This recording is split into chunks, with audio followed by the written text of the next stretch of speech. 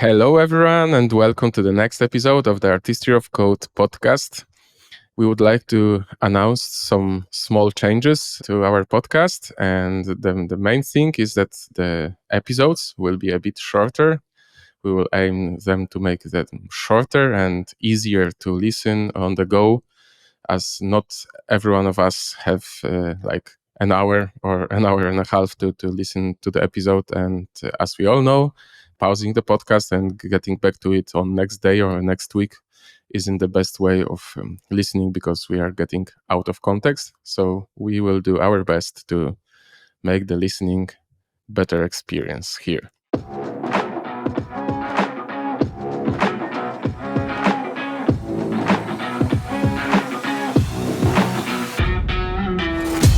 Welcome to the Artistry of Code podcast, where we, together with our guests, are seeking ways of doing things right and having fun with it. Software, architecture, soft skills, teamwork, and other crazy buzzwords. Are you ready? Let's bring more value to the business. Today, we will talk about tests and specifically end-to-end tests.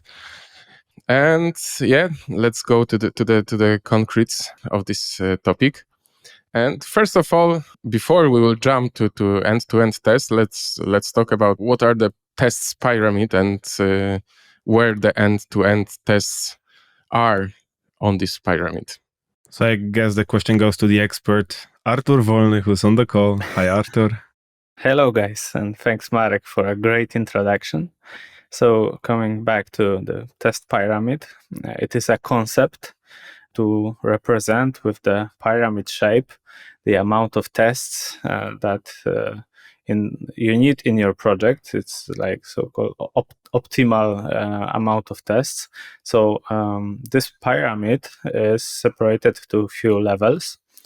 Going from top to the bottom, we have end-to-end test, and because the pyramid is getting wider and wider, this represents the amount of tests that we should have.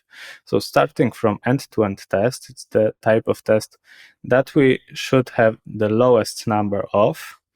On the next level lower, which means more tests, are integration tests, and most amount of tests we should prepare unit tests that are actually a part of our daily job, I suppose, I hope. So this little representation is prepared for us developers to easily have in mind to quickly decide what type of test we should implement for given user story. It's kind of a hint that we can easily remember. Yeah, but let's try to answer the base question here, I believe. So what's the understanding of the end-to-end test, guys, in your daily work? How do you understand the end-to-end tests? So when it comes to me, I consider end-to-end tests as a way of verifying piece of a business workflow, starting from the user and ending up on the user. Now, this might be more or less complicated if we are thinking about a single application.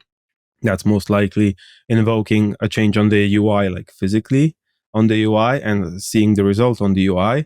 But things get more interesting when we have complex systems. So if we have an app within backend with a couple of services, especially in the microservices world, this tends to be way much trickier because end-to-end tests have to invoke physical components and physical services as they are deployed in an environment. So that's the way of end-to-end testing for me when it comes to complex systems. And how about you, Marek? Yeah, I would just maybe discuss a bit about the physicality of the services, but this is the philosophic question, I believe. So we won't go there. But yeah, I completely agree about this approach. The one thing more low level here from my side is that in the end-to-end test, it's like the rule number one is no mocking at all. To me, so the setup should be as close. Sometimes it's not possible to do it 100% as it is in the production, but it should be as close as possible to production deployment environment. So no mocking at all. That's the first rule in end-to-end to me. Yeah, you guys said that end-to-end tests are between the whole system, which is for me one end, and the user, which is the second end of this whole procedure. I just wanted to say that it doesn't even need to be close to the production system. Sometimes it can be a production system because, in my opinion, end-to-end test is a category of where the test starts and where it ends. So it can be when you have end-to-end test, we know that we need to test the whole business flow. So the business flow can be tested on some artificially created environment, but also the environment that we already have, the production environment, can be used. And then we can, for tests, we have lots of categorizations. And those can be, for example, named regression tests, if you want to check if something that we implemented before is still working, or acceptance tests, which are checking if we are, reaching what we have. So yeah, this, in my opinion, this definition is quite allows broad types of tests to fit into the definition. Yeah, so I think that the end-to-end tests do suffer from the very same misunderstanding or ambiguity as the unit tests do, because you could write those end-to-end tests on a certain level of abstraction, so to speak, right? So that could be based on the user interaction or testing. You could have an end-to-end test of a business flow, no mocking at all, as Marek stated. Although you're not testing really technical details, you have a different perspective in those tests rather than technical testing, whether the message sent by a device or an external system travels correctly to the other end, right? So keep in mind that the end-to-end tests, they do not mean the very same thing. You just need to pick the level of detail you want to focus on those tests and then stick to it. Totally agree. Why I said that as close to it as possible to the production environment is that I immediately, when I talk about the end-to-end test, I immediately think in the context of continuous integration pipelines. So it has, to me, it has to run, if I talk about end-to-end, it is part of the continuous integration flow. So it has to run not in the production here, because it has to prove that the code we are going to merge into the production code is satisfying all the requirements and everything. So I also agree with what you Arthur mentioned, like about sort of maybe smoke tests, regression tests. But to me, the understanding of end-to-end as end-to-end is more like part of the CI or local development flow, is more than like continuous monitoring or this sort of stuff. I also feel that for describing test cases of end-to-end tests, we also should use the business language, not the technical language. Yeah, so that's what you, Gregor, said about not going to the technical level. So having this said, we can prepare the test cases that will be understandable both for developers, for QAs, for actually all the people that are in the software development process. And this way, having this right tool, which is Gherkin, you guys can check what it is, a language for describing functional tests in general, be connected with behavior-driven development. Just check it out with the right descriptions of the test using Gherkin. We can prepare tests that can work on many different levels. Yeah, just changing the context of execution, we can also achieve what you might said. So testing on the artificial environment, having the same pack of tests on the real environments. Also, having the same scenarios, we can sometimes get into the details of a single service. Yeah, so this is quite a powerful tool to make it work on multiple levels. Yeah, thanks, Arthur, for great input here. So when we are talking about this end-to-end tests or any kind of tests, but we are focusing today on end-to-end, let's ask the question, why spend time and money on creating them? I can start here because I have like one strong memory on this. Why it's worth to at least have some of them, and it's the memory from the past when we were working on some microservices application, and some change led us to crash loop backoff in the integration cluster. Fortunately, it wasn't the production one, but still. And it showed that we don't even have a single test to check if the application starts, because we had a lot of integration tests, a lot of unit tests, but nothing was checking if the container can really start.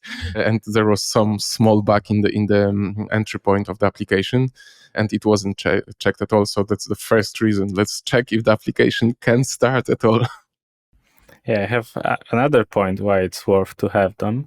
And it is because our set of tests are actually a description of our system. So during the time when the product lives a long time, sometimes new people will not know what are the responsibilities of our system, what functionalities we have. And having a well-tested with end-to-end system, we have actually a documentation of all the flows that we have in it. So it's much better than the offline documentation, which people need to maintain, because the documentation will not fail when you will break the code, while the tests will show if it's the historical feature is working still or not.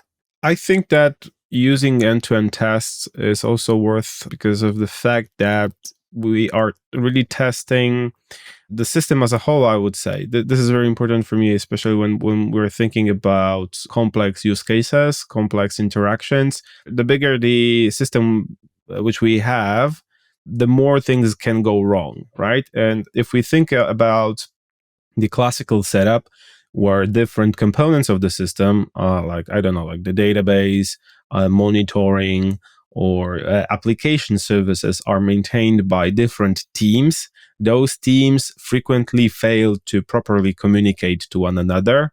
And this is something that won't come up in the unit tests. This may not come up in the integration test, but it should come up in the end-to-end tests. So you take the outcomes of work of multiple teams together, team A, team B, team C, a new product off the shelf, and you check if everything is working fine end to end. And no other kinds of tests are going to give you this sort of like an assurance. So this is a big gain out of using those tests for me. Yeah, you touched quite interesting point of end-to-end tests, which is multi-teams like cooperation or rather collaboration on this topic. So yeah, and then jumps in the question, so who is responsible for those tests? Yeah, who is the owner of end-to-end test? And do you, Grzegorz, know this answer? Is it that clear for you? Consultant answer, it depends, right? Because again, we need to scope this question a little bit. So if we're thinking about like an app, you probably, if you do a create React app command, you'll have some end-to-end tests prepared in that sense, right? So I would say that the people working on that particular team is responsible for handling those end-to-end tests. But when we're going to scale this with the organization to multiple teams, I'm personally a fan of the Nexus framework when it comes to Scrum. And there we have that concept of an integration team. So each and every team has a delegate, which is going into the integration team. And the integration team is responsible for ensuring that everything is going to work fine altogether. And then I see that integration team as at least like a technical owner of the problem, right? Because ultimately the business owns the problem, but on the technical level, it's that integration team.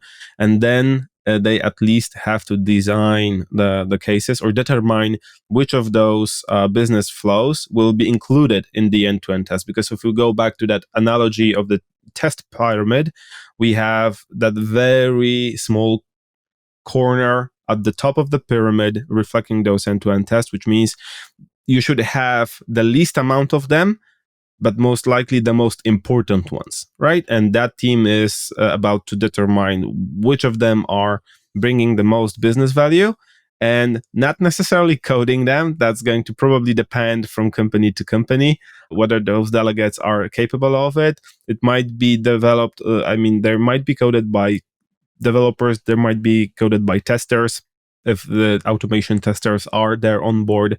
So yeah, this is the way I see it, depending on the context. So Arthur, probably you have some different opinions. No, I wouldn't say so. I feel like you described it pretty well, especially in this scaled agile frameworks.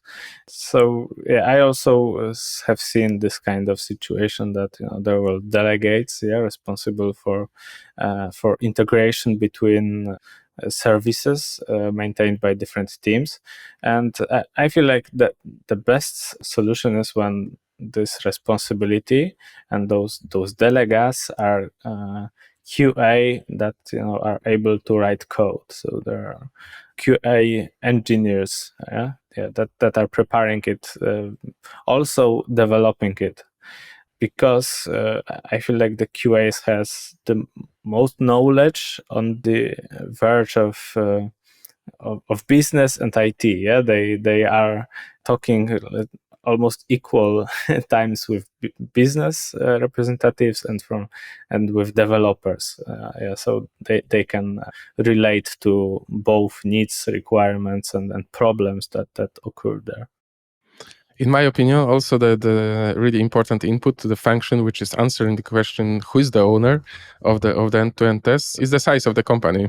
Because when we are going into the frameworks with delegates, integration team, etc., we are already crossing the size of many startups when the size of the company is smaller than the integration team size usually. So I would like to look at it from the other side, from the point of view of the small company. And to me, that the ownership of those tests is basically the whole team in this case. But most importantly, I would like to try to get back to the episode when we are talking about the business requirements, capturing them, etc., is to remember about including the product people into end-to-end tests ownership, because this is the very minimal requirement to me to have developers and the product people in the ownership team for end-to-end tests, because as developers we can imagine how the system should work completely different than the business/product people see that.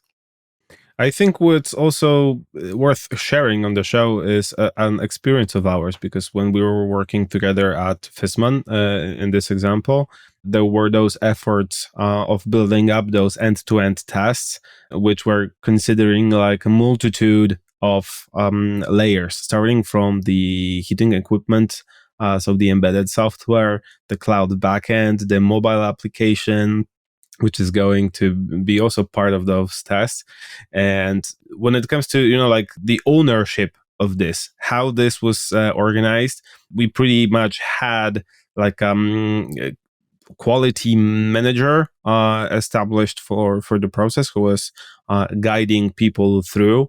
And it's also worth mentioning that, we are kind of still in the middle of the journey, because when we think about a company of that size, and the domain complexity of that size, when we are testing, starting from the devices to the front-end application, which is a mobile application, and sometimes you have two applications, right? Because you have the iOS and the Android version, that even introduces more and more complexity to the setup. So it's even harder to find the owner and even harder to make it. So probably that's also one of the reasons why those end-to-end tests are at the very top of the pyramid, because they tend to be quite complicated to build, maintain, and operate, right? Yes, Marek? Yes, one thing which I completely forgot to mention before, but you brought me back it right now, is that the end-to-end tests, in my opinion, but I believe not only, I hope, are on the top of the pyramid, because the feedback loop is so slow. Yeah, you can break it, but you will know, I don't know, an hour later. It depends on the setup and on the company situation. or even sometimes, from what I heard, even a day later, yeah, because some tasks can run only during the night, etc.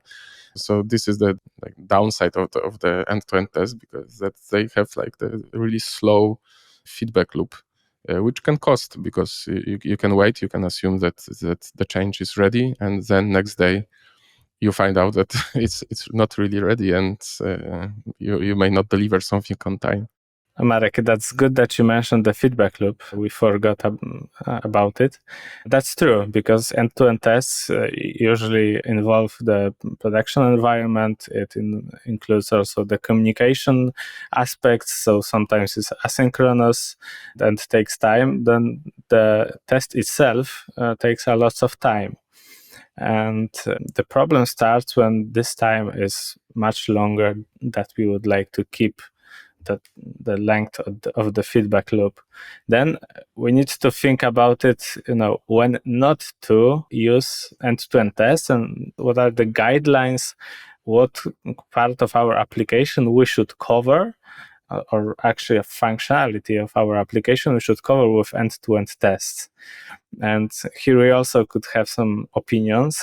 Mine is that when we start to struggle with the execution time, we should first of all think about stripping those non-critical business features, business use cases, because they can easily be replaced with those quicker types of tests, either integration or end-to-end, but on the lower abstraction level. I mean, closer to the service itself, not to the whole system. Sometimes when it gets really, really bad, we want to have only smoke test, which is a very tiny part of our end-to-end test running for the whole system, and those more detailed tests per service, for example, after the deployment, or running independently somewhere in the background. So this is a cost that we need to consider, that maintaining end-to-end tests is hard